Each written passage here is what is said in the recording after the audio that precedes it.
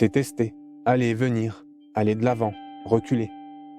Quand on est en équilibre, on est forcément sur le point de tomber. Prends un vélo par exemple. S'il tient, c'est parce qu'il est en équilibre.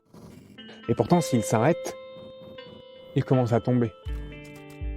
Donc, l'essence même de l'équilibre, c'est de se déplacer.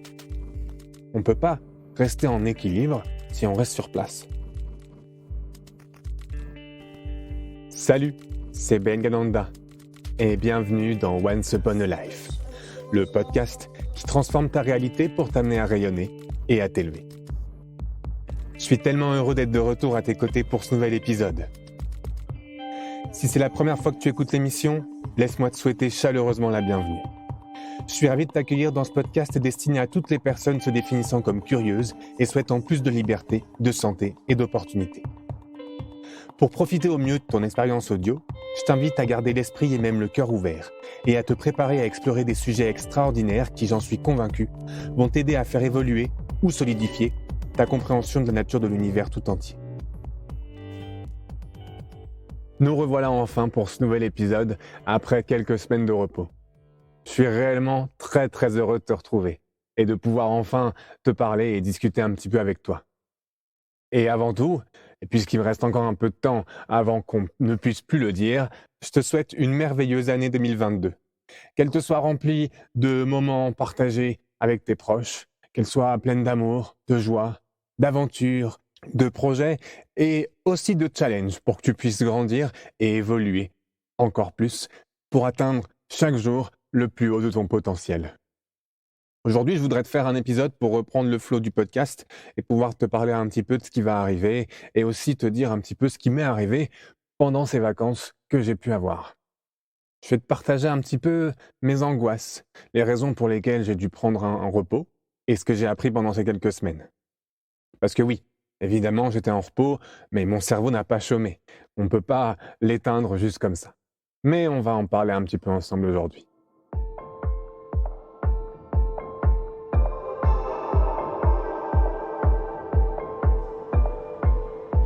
Mais avant toute chose, on va reprendre nos bonnes habitudes et répondre à notre fameuse première question. Et évidemment, je vais t'inviter toi aussi à y répondre. Quel est le dernier cadeau que la vie t'ait offert ? Pour ma part, il m'a offert du temps. Du temps avec mes proches, du temps seul, du temps pour avancer sur des projets, du temps pour simplement être présent et me laisser aller. J'ai fait une pause et pour tout te dire, ça me ressemble pas tant que ça de faire une pause aussi longue. Aussi longue, on n'est pas en train de dire que j'ai fait une pause de 6 mois. Mais quand même, ne rien publier comme ça était quand même un peu challengeant pour moi. Je suis du genre à être plutôt carré et à vouloir que les choses avancent dans un certain plan et j'essaye de me donner, on va dire, un plan d'action ou en tout cas une marche à suivre. C'est quelque chose qui me correspond ou en tout cas c'est quelque chose qui me rassure. J'aime bien avoir un plan d'action. J'aime bien savoir où est-ce que je vais, savoir où en est mon projet et voir l'évolution. Et justement, ce côté-là de ma personnalité, à vrai dire, c'est mon côté Vata. Tu te souviens, Vata, c'est mon dosha. Si tu ne sais pas ce que c'est un dosha, je t'invite à écouter l'épisode en question. Il me semble que c'est l'épisode 6. Tu peux chercher un épisode avec le titre « L'origine du monde » et tu trouveras ce que tu cherches. Quoi qu'il en soit, la façon dont je fonctionne correspond réellement à quelqu'un de Vata. Et c'est peu dire, puisque le pourcentage de mes doshas montre que j'ai, il me semble, 63 ou 64% de Vata en moi. Donc c'est beaucoup. Les Vata, ils ont tendance à être tout ou rien en termes de projet ou d'occupation ou de ce genre de choses. En général, c'est soit j'ai plein de projets d'un coup, soit je suis très fatigué et j'ai besoin de me reposer. Et en fait, c'est ce qui est arrivé. Avant les fêtes de fin d'année, je me suis mis beaucoup de projets sur les épaules. Mais j'adore ça. C'est les moments où je me sens le plus vivant. Quand j'ai plein de projets à gérer, que j'ai plein de gens à voir et qu'il faut que j'assiste à plein de soirées en même temps. Je me souviens qu'en terminale au lycée, à ma première terminale, et je vais t'expliquer pourquoi. Je me souviens qu'en terminale, je faisais mes cours, comme tout le monde, mais j'avais aussi 15 heures de théâtre par semaine, 10 heures de danse, 3 heures de chant. À côté de ça, je préparais 3 ou 4 projets de pièces de théâtre dans lesquels j'allais jouer au milieu de l'année. Et puis à côté de ça, j'étais aussi un adolescent, donc je sortais en soirée régulièrement, même parfois du jeudi au dimanche.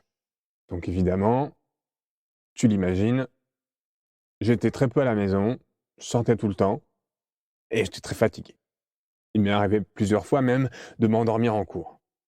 Tout ça pour dire qu'au final, j'ai pas su m'arrêter. Comme les Vata, mon esprit était partout en même temps. Il vagabondait, de projet en projet, de personne en personne. J'allais, je venais, et je m'arrêtais jamais. Jusqu'au moment où mon corps m'a dit stop. Ces moments-là, je m'endormais en cours, par exemple. J'en suis pas forcément fier, et pourtant, ça fait quand même partie de mon évolution. C'est grâce à ce genre d'expérience que j'ai pu apprendre un petit peu plus qui j'étais. Mais aujourd'hui, je suis adulte, tu vas me dire. Et pourtant, je réussis encore à me surcharger de travail. Je réussis encore à me dire, il faut faire ça, tu devrais avancer là-dessus, et tu devrais continuer à faire ça. Et pourtant, si j'ai ouvert ma propre entreprise, c'est bien pour pouvoir gérer mon temps, et ne pas justement être dépendant d'un emploi du temps et de choses à faire. Je suis quelqu'un d'assez perfectionniste. J'aime bien quand les choses sont bien faites, et j'aime bien voir les petits détails, et voir où est-ce qu'il peut y avoir des frictions, et où est-ce qu'il y a des choses à changer ou à faire évoluer. Comme je te l'ai déjà dit, on est tous là pour évoluer. Donc mes projets, je veux qu'ils soient presque à la perfection. Je dis bien presque, puisque la perfection n'existe pas. Mais pourtant, j'étais dans cette optique-là, à avoir tout le temps des choses à faire et à me rajouter très régulièrement des choses à faire. Tellement que quand j'ai vu mes vacances arriver, je me suis dit que j'allais prendre 2 à 3 semaines pour pouvoir me reposer correctement et pour pouvoir reprendre dans une super forme. Sauf que, en voyant mes vacances arriver, je me suis dit que la première semaine, je pourrais avancer là-dessus. La deuxième, je pourrais aussi avancer là-dessus. Et puis la troisième, étant donné que j'aurais fait ça, ben, peut-être que je pourrais aussi avancer là-dessus. Donc comme ça, au moins, quand, euh, quand je retournerai réellement au travail, ben, j'aurai avancé sur plein de choses. Et je suis arrivé justement au moment de mes vacances et je me suis dit, mais tu t'es mis tellement de choses à faire qu'au final, c'est pas des vacances que tu vas passer. C'est simplement des moments de travail que tu vas passer avec toi-même sans être dérangé. Donc tu vas pas te reposer. Et quand j'ai entendu cette voix dans ma tête me dire ça, je me suis dit: «C'est vrai. Peut-être un moment que je puisse lâcher prise et me laisser aller». Et pourtant, je me souviens très bien avoir dit à mon entourage que j'avais peur de lâcher prise, que j'avais peur de me dire: «Stop, on arrête de travailler». J'avais peur de me retrouver à tellement lâcher prise que mon corps allait se laisser aller totalement et ne plus pouvoir travailler du tout une fois que je devrais retourner à mes projets. Et j'ai eu raison, puisque du coup j'ai décidé de faire réellement une pause. Et alors pour retourner justement à mes projets, je te raconte pas comment c'était difficile. C'était difficile et pourtant, je suis encore plus content de revenir aujourd'hui pour te parler que je l'étais avant les vacances. Aujourd'hui, je reviens avec une chose, une leçon principale que j'ai pu apprendre pendant ces vacances. Arrêter de me prendre la tête. J'ai appris à me foutre la paix. Et évidemment, je fais exprès d'employer ce terme de se foutre la paix. Puisqu'il est grand temps de se foutre la paix, tu crois pas? Il est grand temps d'arrêter de se dire: «Il faut que je fasse ça, il faut que je fasse ça, il faut que je fasse ça». C'est ce que j'ai essayé de me dire avant les vacances et pourtant quand je reviens à travailler sur mes projets, devant mon ordinateur, les choses n'ont pas changé sur le papier, mais elles ont changé à l'intérieur de moi. Ce qui fait que je les vois différemment. Les choses n'ont pas changé certes, mais j'ai pu grandir et évoluer et me rendre compte de ce que je faisais mal. Les choses sont telles qu'elles sont. Et peu importe le degré d'angoisse que je m'inflige à moi-même, peu importe le nombre d'inquiétudes ou le nombre de pensées que je peux m'efforcer d'entretenir, mes tâches sont toujours là. Toutes ces façons de faire intérieures dont je viens de te parler, ça fait partie de ma personnalité. J'ai besoin de les expérimenter pour pouvoir les connaître et pouvoir les appréhender et vivre avec. Mais il faut quand même dire une chose, ça fait aussi partie de mes déséquilibres. Tout le monde en a des déséquilibres, y compris moi. C'est pas parce que je t'enseigne l'Ayurveda à travers le podcast ou que je peux t'accompagner dans un accompagnement personnalisé spécialisé en Ayurveda que tu vas pas toi aussi te retrouver en déséquilibre. D'ailleurs, c'est l'essence même du mot équilibre. Si on est en équilibre, c'est qu'on est forcément en train de vaciller de droite à gauche. Être en déséquilibre, c'est tester, aller et venir, aller de l'avant, reculer. Quand on est en équilibre, on est forcément sur le point de tomber. Prends un vélo par exemple. S'il tient, c'est parce qu'il est en équilibre. Et pourtant, s'il s'arrête, il commence à tomber. Donc, l'essence même de l'équilibre, c'est de se déplacer. On ne peut pas rester en équilibre si on reste sur place. Je suis parti un peu loin là tout de suite. Mais tout ce que je voulais dire, c'est que il faut que tu passes par ces déséquilibres pour pouvoir arriver à trouver ton propre équilibre. Parce que ton équilibre sera forcément différent de l'équilibre de la personne qui est à côté de toi. Et comment on fait pour arriver à trouver son équilibre? Je pense que tu as la réponse. Elle est simple, mais pas forcément si simple à assimiler. Pour trouver son équilibre, il faut apprendre à se connaître. Il faut apprendre à se faire confiance. Il faut apprendre à s'écouter, à se laisser aller, à lâcher prise, à accepter ce qui est. Et pour se connaître et se faire confiance, une des meilleures clés que j'ai pu expérimenter dans ma vie, ça a été la méditation. La méditation, c'est ce qui m'a appris à me calmer, à être présent à moi-même, à m'accepter, à me regarder et à expérimenter les choses qui arrivaient à l'intérieur et à l'extérieur de moi. La méditation, ça n'a pas besoin d'être quelque chose de difficile, quelque chose de laborieux. La méditation, justement, ça a besoin d'être quelque chose de simple et d'efficace. Tu n'as pas besoin de méditer des heures entières pour pouvoir vraiment trouver l'essence de la méditation. Ce que tu as besoin de faire, par contre, c'est d'être régulier dans ta pratique. C'est bien d'essayer, occasionnellement. C'est bien d'expérimenter les choses, de voir ce qui te convient. Peut-être que c'est une méditation plutôt visuelle, peut-être que c'est une méditation plutôt marchée, peut-être que c'est une méditation où alors tu vas être allongé, et là ce sera plutôt du yoga nidra. En tout cas, une fois que tu as trouvé la pratique qui te correspond, c'est à ce moment-là où il faudra que tu sois régulier dans ta pratique. Au début, ce sera compliqué. Au début, tu vas forcément avoir des pensées qui vont te dire que tu n'as pas envie, ton corps qui va te gêner, des bruits extérieurs qui vont te gêner. Mais sache que tout ça, ça fait partie du processus. Il me semble que pour ma part, j'ai dû mettre environ 2 à 3 ans pour être familier avec la méditation. Ça peut paraître long, mais au final, ça passe très vite. Et au fur et à mesure des expérimentations, tu découvres des pratiques, tu apprends à te connaître, tu découvres des gens, tu découvres des traditions et peut-être même des pays, puisque peut-être que tu voyages et que tu vas explorer d'autres horizons. Et c'est pour toutes ces raisons que j'ai voulu créer un programme de méditation qui s'appelle 21 jours vers la conscience. J'aime dire que c'est un programme qui te refamiliarise avec la méditation. J'ai voulu ce programme progressif et très simple. On commence avec 1 minute de méditation et on ajoute chaque jour 1 minute pour atteindre 21 minutes de méditation le 21e jour. C'est un programme que tu pourras trouver sur mon site. Mais en ce début d'année, j'ai l'idée de créer un concours pour te permettre de gagner ce programme de méditation. En guise de cadeau de la semaine et aussi en guise de cadeau de bonne année, je tiens à te l'offrir. Mais pour te l'offrir, comme je te disais, j'ai prévu un concours. Pourquoi un concours? Parce que je sors en ce début d'année mon tout nouveau site web. Un site web qui a été conçu par ma stagiaire, Olena, que je remercie chaleureusement pour tout son travail et toute sa dévotion. Sache que ce concours va être ouvert à tous les visiteurs de mon site. Le clan des curieux est déjà au courant et le concours est parti.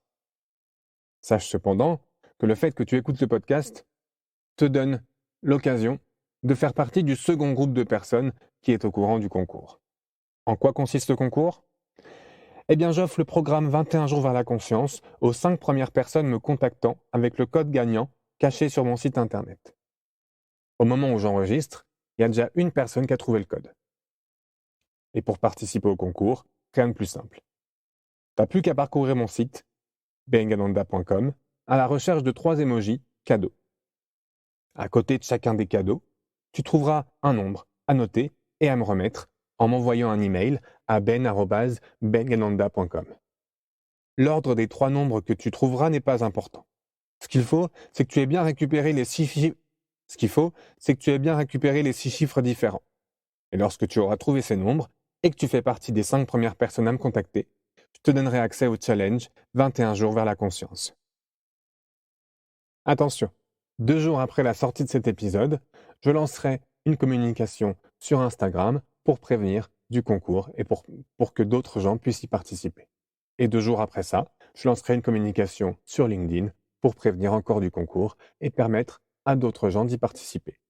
Donc plus tu iras rapidement sur mon site et plus tu trouveras rapidement les 6 chiffres dont je viens de te parler, plus tu pourras avoir accès au programme 21 jours vers la conscience gratuitement. Donc si tu es intéressé, tu n'as plus qu'à aller chercher 3 nombres cachés sur mon site bengananda.com. Avant de terminer, je voudrais aussi t'annoncer certaines choses concernant le podcast. À partir de maintenant, et pour m'aider à moi aussi me foutre la paix, le podcast sortira toutes les 2 semaines. Quand j'aurai plus de temps à m'apporter et que je pourrai enregistrer plus d'épisodes, on reprendra les épisodes à la semaine. Mais c'est vrai que j'ai eu du mal à garder le rythme. Donc je préfère être régulier et t'annoncer qu'il y aura un épisode toutes les 2 semaines. À partir de maintenant. Et dans les 3 épisodes qui arrivent, on aura 2 nouvelles invitées qui vont se joindre à nous pour le podcast. Et je suis déjà en contact avec d'autres personnes pour enregistrer des épisodes que je suis sûr que tu ne voudras pas manquer. Donc si tu veux rien manquer, je t'invite à aller à bengananda.com/épisode pour t'inscrire et recevoir les nouvelles toutes les 2 semaines. J'espère que cet épisode t'a plu et qu'il t'a donné toi aussi envie d'enfin te foutre la paix. Si tu souhaites me faire part de tes impressions suite à cet épisode, je serais ravi de discuter avec toi en message privé sur les réseaux ou alors par email. C'est toujours un plaisir de te lire et d'échanger avec toi. Tu peux me trouver sur Instagram, LinkedIn ou Facebook. Je te remercie de ton écoute et de ton attention. J'ai à cœur de faire de ce podcast un espace d'échange et d'évolution. Et tu as toute ta place dans l'histoire. Si tu souhaites me faire part des thèmes qui t'intéressent et que tu aimerais voir abordés dans l'émission, n'hésite pas à me contacter. Et si tu connais quelqu'un qui voudrait nous raconter sa propre histoire merveilleuse, ou si toi-même penses avoir ta place derrière le micro, tu peux aller à bengananda.com/préparation pour remplir le formulaire dédié. Et si tu es un artiste qui crée de la musique et que tu souhaiterais qu'une de tes chansons ait sa place dans un épisode, n'hésite pas à me contacter pour qu'on en discute. Et enfin, si le cœur t'en dit, abonne-toi au podcast pour ne manquer aucun épisode. Et laisse-moi une note ou un commentaire sur ta plateforme d'écoute préférée pour soutenir l'émission et l'encourager à toucher le plus d'oreilles curieuses possible. On se retrouve la semaine prochaine pour un nouvel épisode. D'ici là, je te souhaite une très belle journée, une merveilleuse semaine et comme on dit, namasté.